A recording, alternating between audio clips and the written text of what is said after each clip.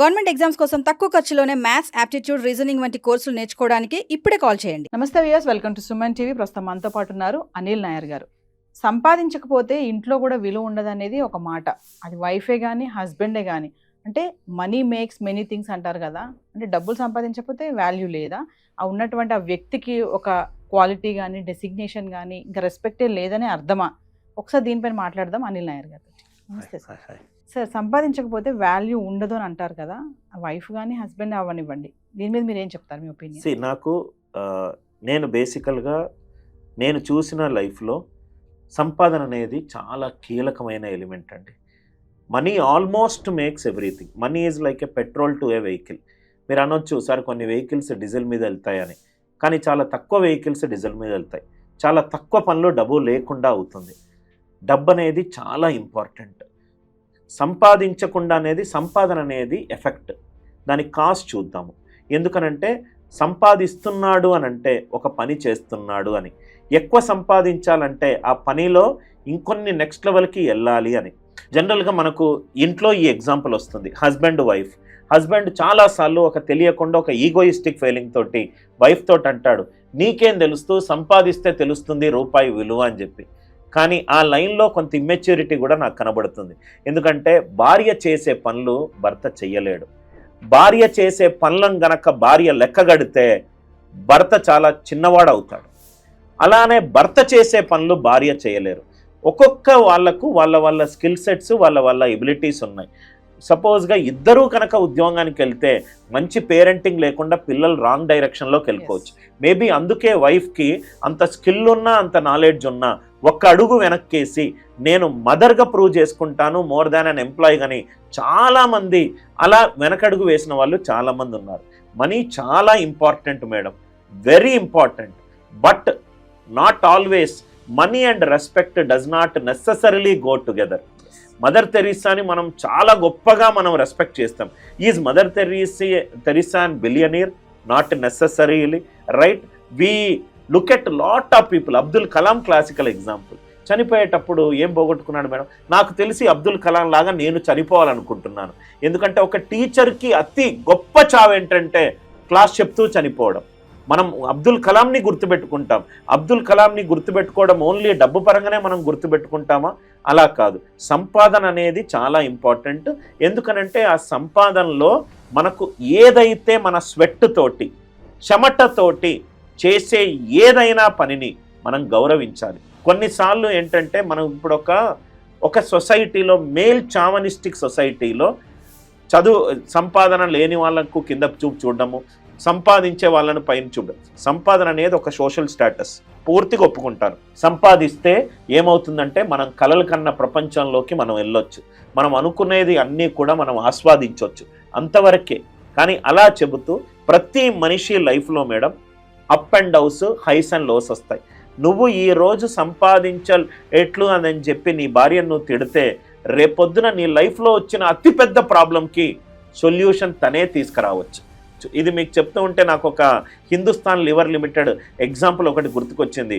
చాలా చిన్నగా ఆలోచించి ఒక అన్ఎడ్యుకేటెడ్ సాల్వ్ చేసిన ఒక చిన్న ప్రాబ్లమ్ని, రైట్, ఎడ్యుకేటెడ్ పీపుల్ $1 బిలియన్ చేసినా కానీ వాళ్ళు చేయలేదు. సో ఇట్లాంటి చాలా ఉన్నాయి. కాబట్టి మనము let us not conclude money ఉన్న వాళ్ళను రెస్పెక్ట్గా చూడడము, అది మన ఎడ్యుకేషన్, మన మెచ్యూరిటీ మీద ఆధారపడి ఉంటుంది మేడం, రైట్? అందరికీ ఒక్కొక్క స్కిల్ ఉంది. అందరికీ అప్పుడప్పుడు ఒక స్టేజ్లో ఉంటారు, అప్స్ అండ్ డౌన్స్ ఉంటాయి. కాబట్టి let us not define people only based on money అనేది నా అభిప్రాయం. కానీ సొసైటీలో సార్ మీరు అన్నట్టుగా లేదు, ఆపోజిట్ ఉంది. డబ్బులు ఉన్న వాళ్ళకే, మనీ ఉన్న వాళ్ళకి ఒక వాల్యూ ఉంటుంది, మనీ లేని వాళ్ళకి ఒక వాల్యూ ఉంది. అంటే అంతా మనీ తోటేనా? అంటే నేను ఇలా ఆలోచిస్తాను మేడం. అట్లీస్ట్ ఇది నా ఒపీనియన్. వ్యూవర్స్కి వాళ్ళ ఒపీనియన్ ఉండొచ్చు. మనీ ఉన్న వాళ్ళ మాటలకు వెయిట్ ఎక్కువ ఉంటుంది. వాళ్ళ మాటలు, మనీ ఉన్న వాళ్ళు చెప్పే మాటలు చాలామంది వింటారు. ఎందుకు అనంటే ఏమీ లేకుండా ఒక స్థాయిలో వచ్చాడు, అనుభవంతో మాట్లాడుతున్నానని వినడం వేరు. నేను ఇన్హెరిటెడ్ మనీ గురించి మాట్లాడట్లేదు, స్వెట్ బేస్డ్ మనీ గురించి మాట్లాడుతున్నాను.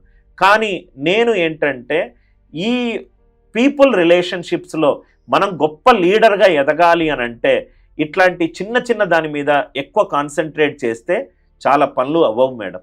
మనకు పనులు అవ్వాలి అని అంటే రైట్, మనం డిగ్నిటీ ఆఫ్ లేబర్ అనేది మనకు చాలా ఇంపార్టెంట్ అనేది నా అభిప్రాయం. నేనైతే I will not define money and respect go together. I will define respect. నాకు గౌరవం ఎప్పుడు వస్తుంది? ఒక పర్సన్ చేసిన పని నుంచి లభించేది గౌరవం, డబ్బు నుంచే లభించే గౌరవం కావచ్చు. ఇట్లాంటి వాటిలో ఏమవుతుంది మేడం, ఈ రోజు బాగుంటుంది కానీ ఒక స్టేజ్లో మనీ ఉన్న పొగరుతోటి వాడు ఇలా మాట్లాడుతున్నాను అని ఎదురు పర్సన్ అనుకోవచ్చు. నా దగ్గర డబ్బు లేదు కాబట్టి నేను ఇన్ని మాటలు పడుతున్నాను అని ఇతడి పర్సన్ అనుకోవచ్చు. ఇలాంటి ఎందుకు మేడం చెడు ఆలోచనలు క్రియేట్ చేయడం? ఇది పని, నువ్వు ఇంతవరకు చేసావు, మనీ పక్కన పెట్టు. మనీ పక్కన పెడితే రైట్, ఎప్పుడూ కూడా గుర్తుపెట్టుకోండి మేడం, మనం మనీకి బానిస కాకూడదు, మనీ మనకు బానిస అవ్వాలి. మనీ మన జేబులో ఉంటే మనం ఎంతవరకు యూజ్ చేయాలో అది మన కంట్రోల్లో ఉండాలి. మనీ మనల్ని శాసించకూడదు. మనీనే కాదు, మనీ, పవర్, ఫేమ్, పొజిషన్, ఈ 4 మనల్ని శాసించకూడదు. పొజిషన్లో ఉన్న వ్యక్తి ఏది మాట్లాడినా చెల్లుబాటు అవుతుందంటే నీ పొజిషన్ వల్ల నువ్వు 10 మందికి 3 పూటల భోజనం చేయగలుగుతావు. తప్పుడు నిర్ణయం వల్ల 100 మంది చచ్చిపోయారు. ఫేమ్, నేను ఫేమ్లో ఉన్నాను, నాకు ఇన్ని వైరల్ వ్యూస్ వచ్చాయని నోటి దురదతోటి మాట్లాడితే ఉన్న ఫాలోవర్స్ కూడా వెళ్ళిపోతారు. మనీ, పవర్, ఫేమ్, పొజిషన్ దాని ప్లేస్లో దాన్ని ఉంచాలనేది నా అభిప్రాయం madam. Coming to wife and husband relations, husband ఎంత సంపాదించినా కూడా వైఫ్కి కావాల్సినటువంటిది ఇవ్వకపోతే ఇంకా నువ్వు అసలు ఎంత సంపాదించినా వేస్ట్ అని అంత తనని కొంచెం లోకుగా చూడడం ఇలాంటివి కూడా జరుగుతూ ఉంటాయి. కమింగ్ టు రిలేషన్షిప్ లో దీన్ని ఎలా చూడొచ్చు? హస్బెండ్ యొక్క స్టూపిడిటీ మేడం. హస్బెండ్ వైఫ్ అనేది ఒక doubles match madam. Wife versus husband, అలా నేను అటుపక్క నువ్వు నెట్లో ఉంటావు, నేను నెట్లో ఇటుపక్క ఉంటా, మన ఇద్దరం మాట్లాడుకుందాం, ఎవరు గెలుస్తారో చూస్తారంటే అసలు ఆ రిలేషన్షిప్పే తప్పు. వైఫ్ అండ్ హస్బెండ్ ఒకవైపు, అటువైపు ఉన్నది వాళ్ళ ప్రాబ్లమ్స్. ఇద్దరు కలిస్తేనే గేమ్ ప్లే అవుతారు. ఇద్దరు హస్బెండ్ పొద్దున్న నుంచి రాత్రి వరకు హ్యాపీగా వెళ్ళి వర్క్ చేసుకోవడానికి ఇంట్లో ఉన్న ప్రతి ఛాలెంజ్ని వైఫ్ చూస్తుంది అని హస్బెండ్ దాన్ని రెస్పెక్ట్ చేయాలి. మన ఇంటి కోసం కష్టపడుతున్నాడు, నేను నా పిల్లలు బాగుండాలంటే నా హస్బెండ్ బయటికి వెళ్ళి వర్క్ చేస్తేనే ఇల్లు గడుస్తుందని వైఫ్ రెస్పెక్ట్ చేయాలి. మీరు ఈ వైఫ్ అండ్ హస్బెండ్ రిలేషన్షిప్ నేను బాగా నమ్మేది మేడం, ఎవరి బాధ్యతలు వాళ్ళు సరిగ్గా నిర్వర్తించి ఉంటే బ్యూటిఫుల్ రిలేషన్షిప్స్ ఉంటాయి. జనరల్గా ఇప్పుడు ప్రస్తుతం ఉన్న 21st సెంచరీలో ప్రతి ఒక్కరికి ఏంటంటే వాళ్ళు చేసే పనే గొప్ప, ఎదుటి వాళ్ళు చేసే పని అది నేను చేయగలుగుతా. ఒకసారి చెప్పి చూడండి, ఎవరైనా హస్బెండ్కి ఒకరోజు వైఫ్స్ ఎవరైనా వీడియో చూస్తూనే ఉంటే ఇంటి పని పొద్దున లేచి పిల్లల్ని స్కూల్లో దింపి నైట్ డిన్నర్ అంత వరకు ఇంటి పని చేసి చూడమని చెప్పండి. ఓ చీపురు కట్ట ఒక హస్బెండ్కి ఇచ్చమని చూడండి, 5 నిమిషాల్లో మా భార్యని ఇట్టగా చూస్తాడు. అదే ఒక భార్యని హస్బెండ్ చేసే ఎక్సెల్ వర్క్ని చేయమని చూడండి.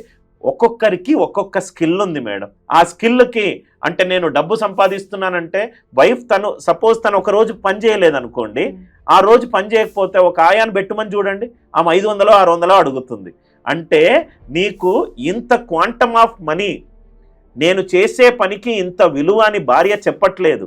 అంటే భార్య అసమర్థత కాదది, భార్య తన రెస్పాన్సిబిలిటీగా పొద్దున్న నుంచి రాత్రి వరకు నీకు ఫ్రీగా సేవ చేస్తుంది. దానికి ఒక value of money.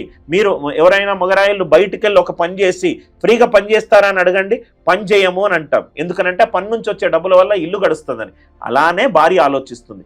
Wife husband doubles match ఆడుతున్నారు, సింగిల్స్ మ్యాచ్ ఆడట్లేదు. వాళ్ళిద్దరూ ఎంత గొప్పగా డబుల్స్ మ్యాచ్ ఆడితే వాళ్ళ పిల్లలు అంత గొప్పగా ఎదుగుతారు.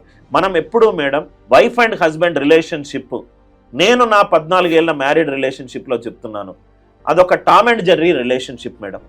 పొద్దున కొట్టుకుంటారు, పిల్లలు మధ్యలో రాకూడదు, మధ్యాహ్నం వాళ్ళిద్దరు కలిసిపోతారు. వాళ్ళిద్దరి మధ్య అత్యంత అనుబంధం ఉంటే ఏదైతే గొడవని మ్యాక్సిమం గంట లోపల సాల్వ్ చేస్తారో ఆ wife and husband matured wife and husband. చిన్న ప్రాబ్లంని వారం రోజుల వరకు మాట్లాడకుండా ఉంటారో వాళ్ళ రిలేషన్షిప్లో వాళ్ళకు డెఫినెట్గా ఒక ట్రైనింగ్ అవసరం. ఇది నా అభిప్రాయం. ఫైనల్లీ సంపాదన వర్సెస్ విలువ అంటే ఏం చెప్తారు? విలువ అనేది సంపాదన మీదనే ఎక్కువ శాతం ఉంటుంది అని సొసైటీ అంటారు. కానీ నేను వాల్యూ ఫర్ వర్క్ ఇస్తాను, వాల్యూ ఫర్ పీపుల్ ఇస్తాను. Value for people is always greater than value for money. Maybe నా అభిప్రాయం చాలామంది వ్యూవర్స్కి నచ్చకపోవచ్చు, ఎందుకంటే నేనున్న ప్రొఫెషన్లో నేను నా స్టూడెంట్స్ ఎంత సంపాదిస్తున్నారు కాబట్టి అంత రెస్పెక్ట్ ఇస్తానని నేను అనుకోకూడదు. రైట్, నాకు value for people important madam. Value for people ఇచ్చే కొద్దీ వాల్యూ ఫర్ మనీ వస్తుంది అన్న అభిప్రాయం. దయచేసి డబ్బు అనే దాన్ని రైట్ ఒక ఎలిమెంట్ ఆఫ్ డూయింగ్ థింగ్స్గా చూడండి, కానీ ఎలిమెంట్ ఆఫ్ డిస్ట్రక్టివ్ థింగ్గా మాత్రం చూడకండి అనేది నా అభిప్రాయం. Thank you.